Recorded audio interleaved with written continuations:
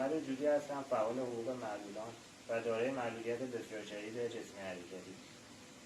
نسبت به نگهداری اسفبار هم‌نوعانم در مراکز نگهداری اعتراض شدید دارم و ریاست سازمان محترم بهزیستی، ریاست سازمان بازرسی و مقام عالی دادستانی درخواست دارم هرچه سریعتر این مسئله رو پیگیری کنم و اقدامات لازم رو انجام بدم.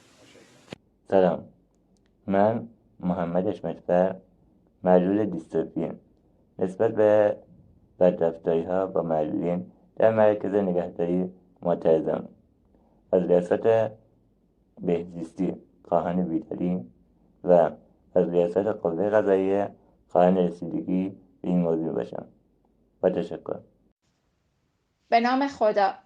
متاسفانه در ماه‌های اخیر اخبار دردآور و متعددی مبنی بر شکنجه معلولان، سالمندان و معتادان خواهان ترک در فضای مجازی انتشار یافته است که صحت آنها نیز تایید شدند و همه از خواب عمیق مدیریت سازمان بهزیستی پرده برمی‌دارند. خوابی که مراکز نگهداری، خانه سالمندان و کلینیک‌های ترک اعتیاد را به سیاه‌چاله‌های تاریخی تبدیل کرده است. حالان که مردم با تصور بهزیستن عزیزان خود را به این مراکز می سپارند. جناب آقای محمد علی قادری، جناب آقای غلام حسین محسنی اژه‌ای و جناب آقای آنتونیو گوترش، ما شاکی هستیم و خواهان آنیم که شما به این موارد رسیدگی کنید. سپاسگزارم.